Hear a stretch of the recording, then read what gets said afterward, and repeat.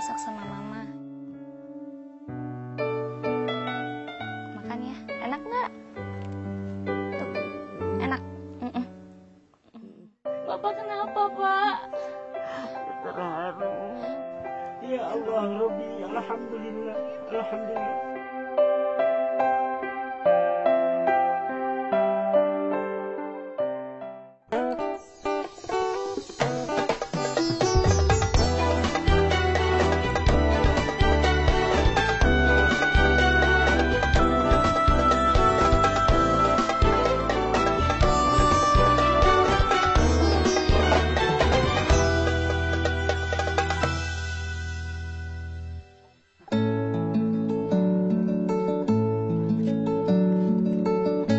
Perbukitan di pinggir kota Bandung ini menjadi tempat tinggal baruku.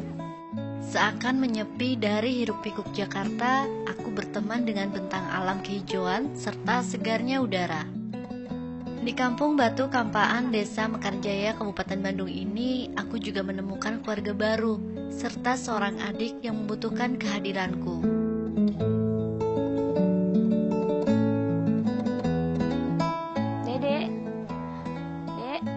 Sini, makan dulu yuk, Dek. Nih, makannya di sini. Yuk, kesini yuk. Tadi kakak lo yang masak sama mama. Yuk makan dulu. Sini. Makan ya. Di rumah sederhana milik Pak Ita dan Ibu Anih ini, aku berteman akrab dengan anak bungsu mereka, Dede Ramdhani. Dede yang berusia 18 tahun ini berbeda dengan anak lain. Organ tubuhnya tak bisa berfungsi normal. Ia tak bisa duduk, apalagi berjalan dan berlari. Tangan kakinya pun susah digerakkan. Praktis, satu-satunya gerakan yang bisa ia lakukan hanyalah berguling-guling. Makan ya, enak nggak? Tuh, enak. Tadi kakak yang bikin sama mama. Ya kan? Tadi lihat kan kakak yang bikin? Dia harus dimakan. Kondisi Dede membuat ia bergantung sepenuhnya kepada orang tuanya. Nah, selama aku di sini, aku berusaha menggantikan peran bapak dan ibu. Misalnya menyuapi Dede ini. Untunglah Dede termasuk anak yang penurut. Jadi aku gak begitu kesulitan nyuapin Dede. Mau minum? Udah makan? Nih ada mama. Ih seneng ya ada mama ya. Iya seneng. Tuh minum. Tuh mama bawain minum. Sebenarnya aku prihatin banget dengan kondisi Dede. Ia tak pernah keluar rumah, jadi ia tak punya kawan. Sepanjang waktu Dede hanya berbaring saja di dalam rumah. Ibu, ini dari lahir Dede emang kayak gini? Iya. Tapi pas lahir, dia lahir normal? Normal lahir. Oh jadi pas lahir, Dede mah baik-baik aja. Terus 5 hari. Setelah 5 hari, si Dede sakit. Waktu ibu melahirkan Dede, usia kandungannya sudah berumur lebih dari 9 bulan 2 minggu. Makanya air ketuban ibu sudah berubah warna menjadi kehijauan dan meracuni bayinya. Ibu juga sempat memeriksakan Dede ke puskesmas juga ke rumah sakit di Bandung. Namun pengobatan Dede terpaksa dihentikan karena kendala biaya. Akhirnya ibu memutuskan hanya merawat Dede di rumah. Selama 18 tahun si Dede nggak bisa ngapa-ngapain, si Dede nggak bisa keluar. Terus ibu nggak pernah jenuh, ibu nggak pernah ngeluh, ibu ngerasa ikhlas ibu ya. Iya, ibu ngerasa ikhlas ngurusin Dede. Aku bisa bayangin bagaimana tabah dan tegarnya ibu mengurus keperluan Dede selama 18 tahun ini. Sungguh, ibu adalah sosok yang bermental baja. Seperti juga aku nggak ngebayangin kalau seandainya nggak ada ibu, siapa yang ngurusin Dede? Kalau nggak ada bapak, siapa yang ngurusin Dede? Sedangkan Dede masih muda, umurnya masih 18 tahun. Masih panjang perjalanan Dede buat menuju dewasa. Cerita ibu ini juga mengingatkanku akan mama dan papaku yang ada di Jakarta. Aku jadi ingat sama mama di rumah. Soalnya si ibu 18 tahun, sabar banget. Gitu juga sama mama. Mama di rumah, papa selama 22 tahun ngurusin aku. Aku kadang suka ngelawan. Semoga saat aku menjadi ibu nanti, aku bisa sebaik ibu dan mamaku. Ibu nanti usaha ya Bu ya. Kalau aku sebenarnya nggak tega kalau sampai harus ninggalin ibu. Saat ini aku ikut bapak untuk menebang pohon. Kata bapak, ia memerlukan kayunya untuk membuat gagang pacul. Bapak memang membuat gagang pacul saat ada yang memesan.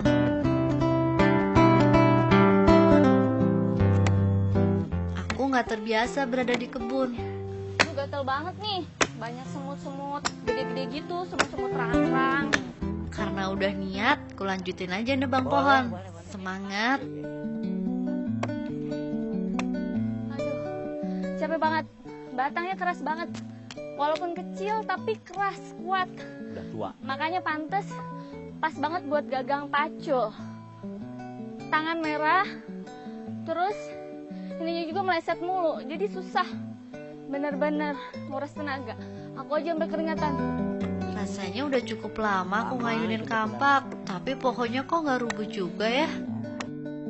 Aku nggak mau nyerah, malu lah sama bapak yang umurnya udah 65 tahun. Tapi tanganku sakit. Pak, dikit lagi sih Pak. Cuma tangan aku ini nggak tahu kenapa nih kulitnya terkelupas Pak. Jadi perih banget. Maaf ya Pak, jadi diterusin sama Bapak. Ini kayaknya kena batang ini deh Pak.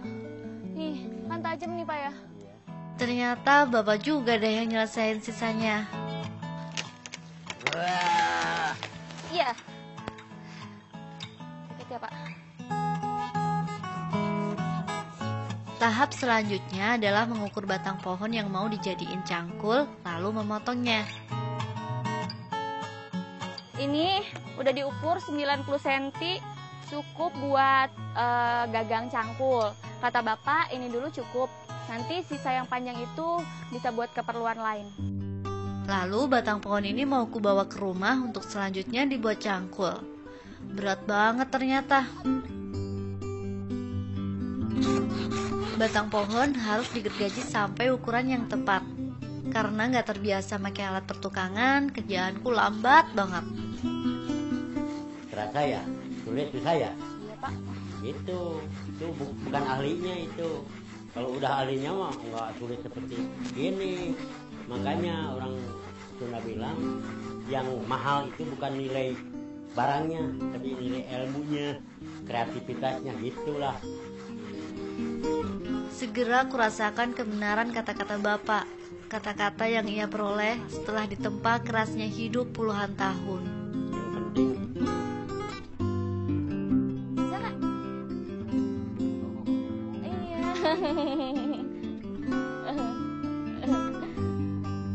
Tahu nggak sih?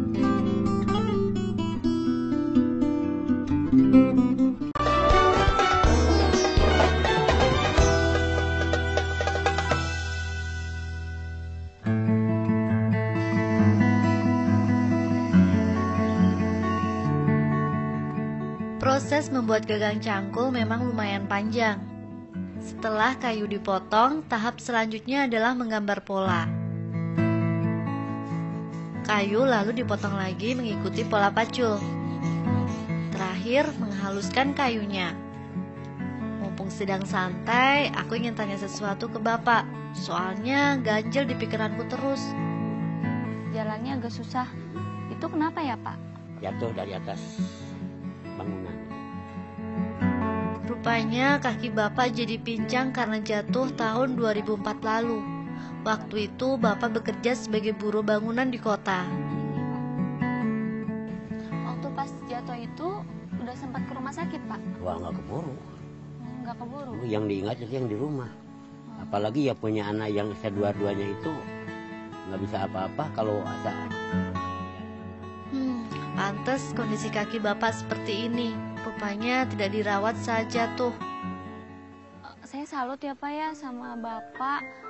Dengan keterbatasan Bapak masih, kan tangannya sakit ya Pak ya, kakinya sakit, tapi Bapak masih kuat ya Pak ya, ngelakuin aktivitas, ngegergaji, sementara tangan Bapak sakit, angkat yang berat-berat, kaki Bapak sakit, tapi Bapak masih kuat.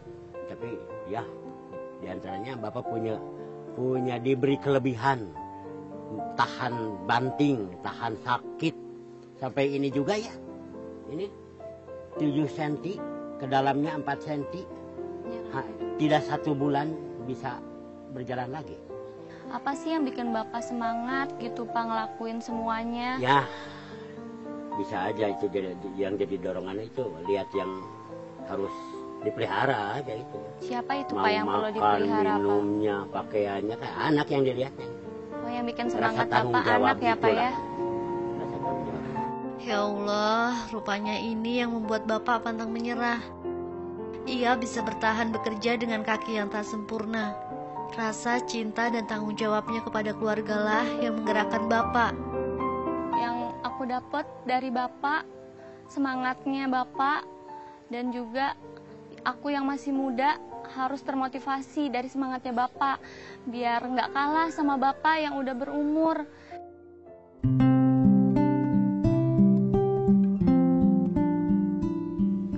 Dede pintar? Iya lagi. Cinta Bapak dan Ibu selalu terlimpah ke Dede. Cinta itu bisa membuat Dede tersenyum di tengah ketidaksempurnaan fisiknya. Ya. Lagi? Ini bolanya. Iya.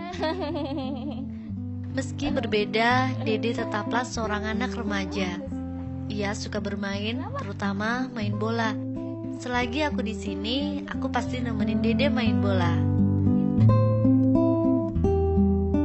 Mandi dek. Mama datang tuh. Ayo katanya mau mandi tuh. Ya. Enggak. Mandi di mana, Bu? Oh, di belakang mandinya. Ayo, Bu, di bopong bareng. Dek, mandi yuk. Masa kalah sama Munding? Munding aja mandi.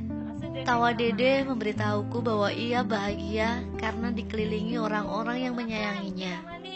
Mereka yang dengan ikhlas membantunya melakukan berbagai kegiatan sehari-hari, termasuk mandi.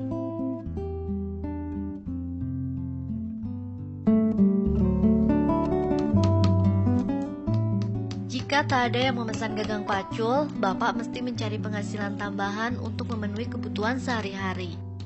Salah satu yang sering dilakukan adalah membuat tempat parsel. Meski lebaran masih jauh, rupanya sudah banyak yang memesan tempat parsel. Ini rezeki, begitu kata Bapak. Bapak mengajariku membuat tempat parsel. Sebenarnya sederhana, tinggal susun potongan kayu mengikuti bentuk yang sudah jadi, lalu direkat dengan lem, terakhir dipaku. Jadi deh tempat parsel. Sebuah tempat parsel dijual dengan harga Rp7.500.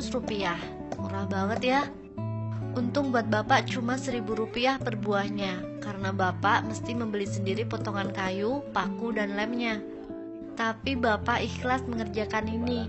Yang penting ada rezeki mengalir ke rumahnya. Lagi pula kerjaan ini juga tak menuntut banyak gerak, sehingga kaki Bapak tak akan kesakitan. Aku merasa salut banget sama Bapak. Ternyata Bapak tuh nggak mentingin untung. Jarang-jarang ada orang kayak Bapak. Apa aja kegiatan dilakuin. Di tengah bekerja, Bapak menceritakan kepadaku sebuah kisah. Sebenarnya anak Bapak 6. Anak pertama Bapak perempuan sudah menikah dan ikut bersama suaminya. Sedang 4 anaknya yang lain laki-laki. Semuanya sudah meninggal. Mereka lahir dengan kondisi yang sama dengan Dede.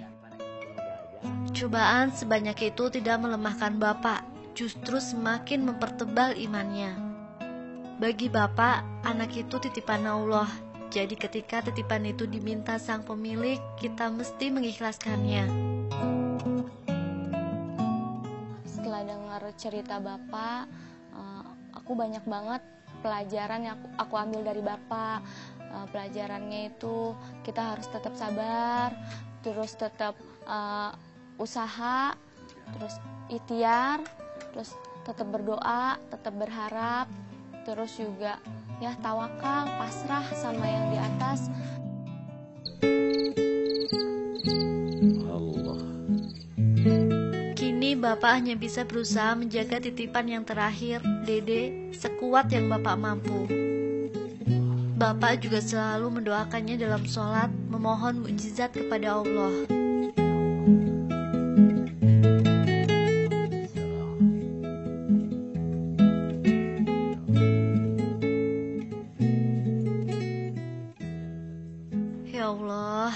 kabulkanlah doa hambamu yang taat ini. Ketabahan dan keikhlasannya menjaga keluarga adalah inspirasi buatku. Tolong kabulkan doanya ya Allah. Angkatnya susah banget, soalnya isinya penuh. Rasanya mau pingsan.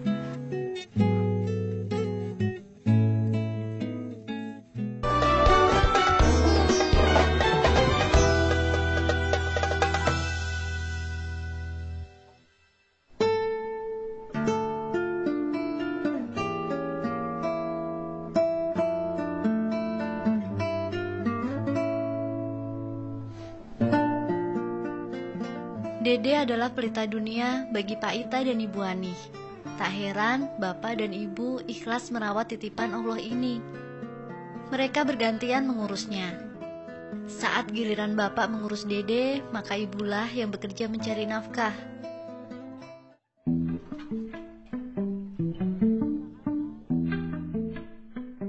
Nafkah ibu berasal dari sayur-sayuran yang sedang kugendong ini. Ya, ibu adalah seorang penjual sayuran keliling. Sebagian sayuran yang ibu jual dibeli dari pasar, sisanya dipetik dari kebun.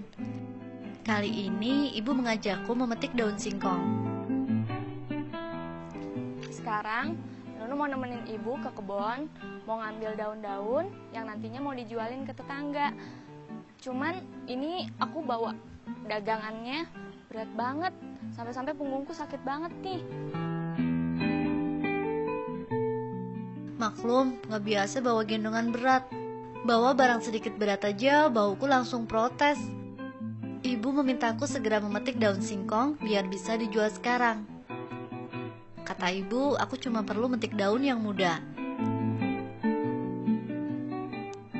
Bu, sampai berapa banyak nih Bu daunnya? Udah cukup belum Bu? Tuh, udah cukup. Ya. Ini cukup berapa ikat Bu yang kita petik Bu? 11 ikat aja. 11 ikat cukup ya Bu ya? Ya.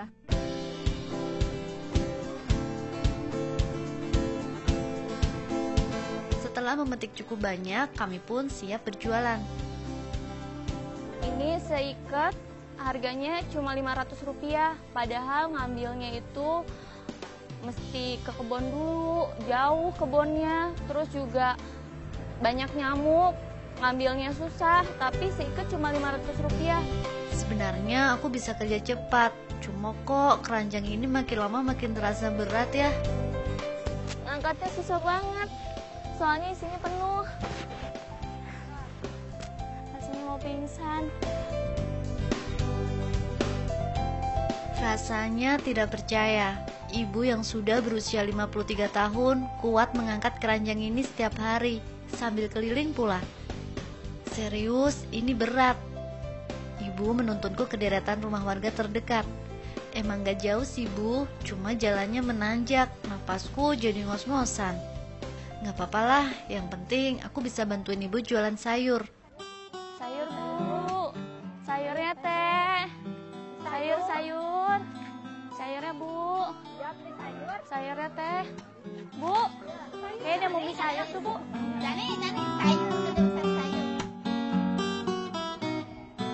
Pas banget, ada ibu-ibu yang sedang bersantai. Kesempatan nih.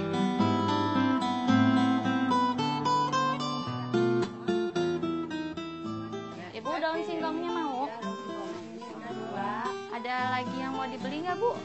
Ada cengek nih Bu. Ya. Mau cengek buat sayur. Berapa Ibu? 1.000. Oh 1.000 aja buat Ibu. Mau lagi Bu? Ini ada. Ini toge. Sayur sop Bu.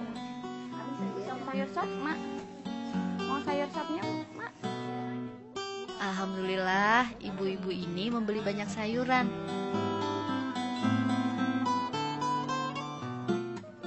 Alhamdulillah baru keliling udah dapat rezeki segini. Ibunya banyak yang belanja, kebetulan keluarganya banyak, jadi banyak yang diborong. Jadinya lumayan dapatnya, dagangan ibu juga laris. Penglaris ini membuatku dan ibu kian semangat berjualan. Berat beban di punggung pun jadi gak begitu terasa. Sayur Bu.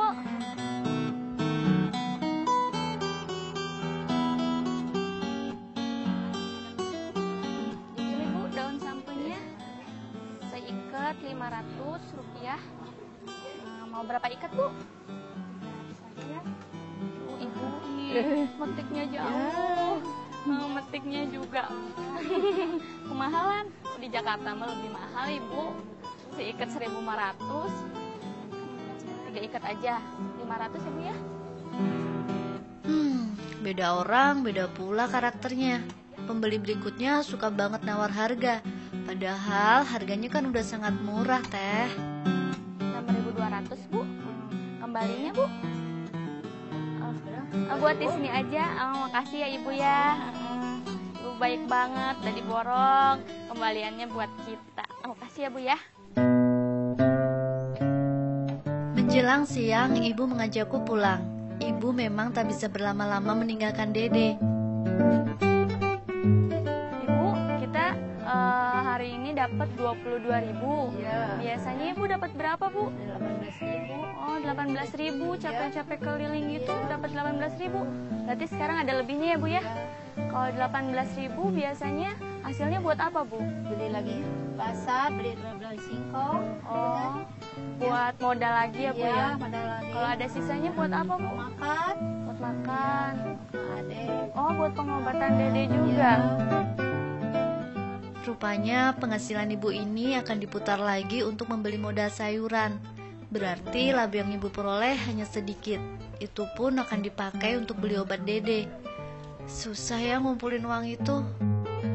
Kalau di Jakarta 22.000 nggak ada artinya apa-apa, cuma cukup buat ongkos bolak-balik, nggak ada lebihnya buat jajan. Dalam hati aku bertekad, nanti sepulangnya dari sini akan terus menyisihkan uangku untuk disedekahkan kepada mereka yang membutuhkan. Ternyata uang yang bagiku tak ada artinya bisa sangat bernilai bagi orang lain seperti Ibu Ani.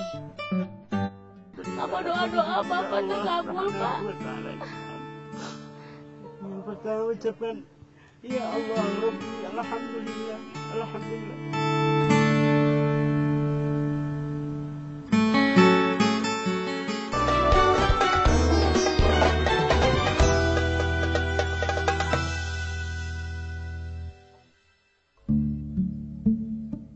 Kebersamaanku dengan Pak Ita, Bu Ani, dan Dede beberapa hari belakangan ini sungguh indah. Aku belajar untuk bahagia dalam segala kekurangan yang kita punya.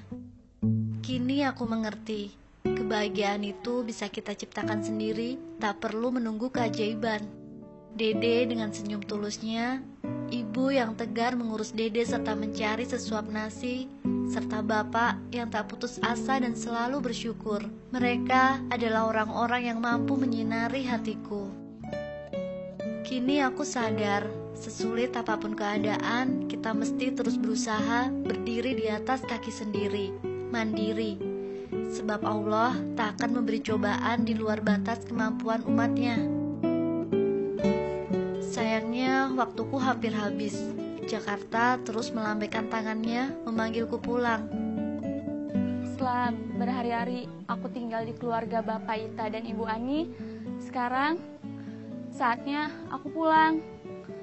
Sebelum pamit, aku pengen ngasih sesuatu dulu buat Ibu sama Bapak. Semoga sesuatu ini bermanfaat buat kelangsungan hidup Ibu nantinya ya Pak ya, ya Bu ya. Sayang kali.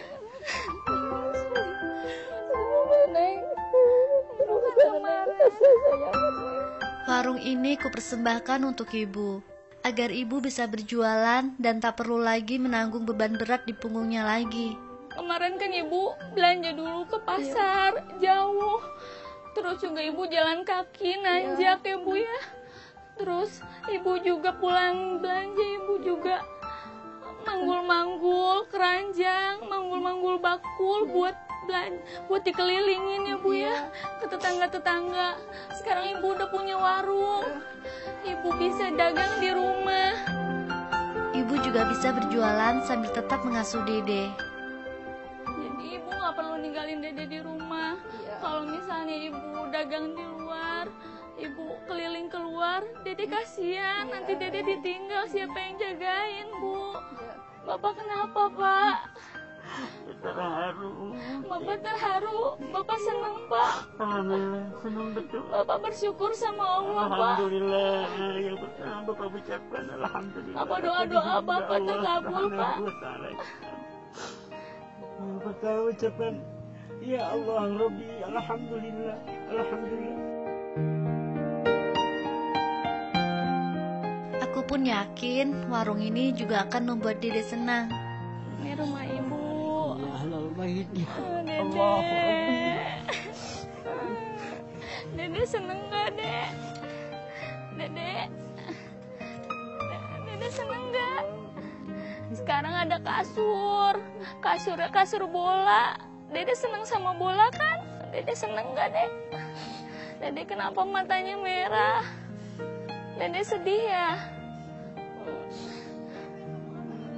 Dede pengen ngomong apa? Hari ini kakak mau pulang. Mau bilang apa? Terima kasih. Di warung Mungil ini, ibu bisa menjual sayuran sekaligus makanan kecil. Masih ada lagi kejutan buat bapak dan ibu. Aku gak nyangka reaksi bapak, ibu, dan Dede bisa seperti ini. Mereka pasti sangat bahagia. Dede jangan nakal di sini ya. Dari niat yang baik, dari lisan yang sudah dilisankan untuk menolong orang yang seperti itu, juga sampai ke materinya, semoga Allah mengganti kebaikan itu dengan yang berlipat ganda, ya Allah. Amin. Aku memberi kasur untuk bapak agar bapak bisa tidur nyaman. Soalnya kasur di rumah ini cuma ada satu. Sewaktu aku menginap, bapak tidurnya di tikar. Bapak, kemarin-kemarin bapak nggak ada lemari apa ya? Ya Bu ya, ngegantung pakaian di paku-paku ya Pak ya. Sekarang udah ada lemari, itu bisa buat nyimpen baju bapak, baju ibu, sama baju Dede. Baju Dede taruh bawah aja, si Dede bisa ngambil sendiri kan. Ada pula hadiah yang pasti bermanfaat untuk ibu. Ibu, ini ada sembako Bu, buat ibu. Ini ada beras, jadi ibu bisa masak tiap hari. Ada minyak, ini ada sarden, ada mie Bu, ada gula, ada tepung, ada kopi buat bapak, biar bisa makan 3 kali sehari. Bapak bilang bapak makan cuma sekali sehari ya Bu ya. Itu juga makannya jam 5 sore. Sarapannya katanya jam 5 sore. Itu juga sekalian malam. Dede lah yang sulit untuk kutinggalkan. Aku sudah terlalu akrab dengan Dede. Dede, kalau kakak pulang, Dede sedih nggak? Kalau kakak nggak di sini lagi, sedih nggak Dek? Sedih. Iya. Ntar nggak ada yang ngajak main lagi ya? Ntar main sama bola ya? Maafin saya. Boleh nggak Dek kakak pulang hari ini? Keluarga ini telah memberikan begitu banyak pelajaran bagiku. Dengan sedih, aku melangkahkan kaki keluar rumah, menyadari bahwa mungkin ini langkah terakhirku di rumah keluarga ini. Tapi aku tahu, tak akan mungkin aku melupakan mereka. Waktunya aku pamit pulang. Sebelum pamit, Pak, lihat ada kambing, Pak. Ini kambing buat Bapak. Bapak senang, Pak. Lihat, kambingnya ada berapa, Pak? Banyak ya, Pak ya? Ini buat Bapak semua, buat Ibu. Ini benar-benar perpisahan yang indah. Ada pesan nggak, Pak, buat Nunu, Pak? Yang pertama, jaga diri. Pak.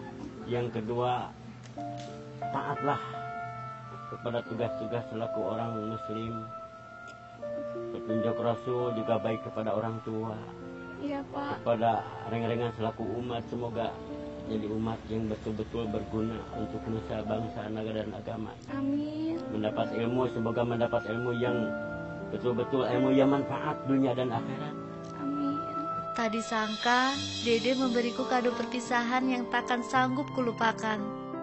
Dede berusaha menunjukkan bahwa ia bisa memakai baju sendiri. Aku benar-benar berharap di masa yang akan datang bisa bertemu lagi dengan Dede Bu Ani, dan Pak Ita.